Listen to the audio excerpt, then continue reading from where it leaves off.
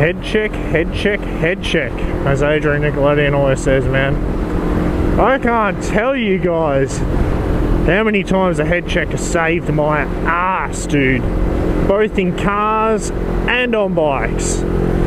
Head checks are like, I drilled them into me, dude.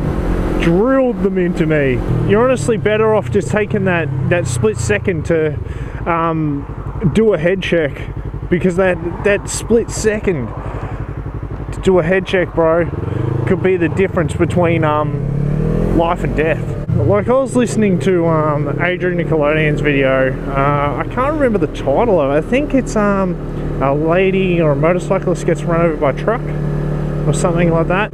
He was talking about the double head check. Like, this is going to be a short video, guys, but I tell you what, if you gain one thing out of it, you know, just head check. I'm telling you, fucking do it. Because I've had so many blokes, and it was just so interesting that Adrian Nickelodeon brought this up, and I was just like, fuck, man.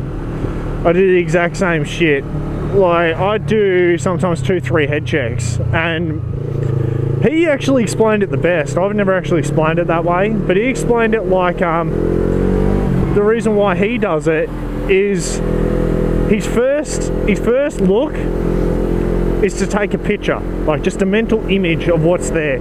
His second look is to see if anything's changed in that image, and that's actually a fucking really good way of explaining it. Like, I'm already looking at that car coming down the hill, but I just want to make damn sure that everything's fine, and it doesn't matter if I'm in a car or on a bike.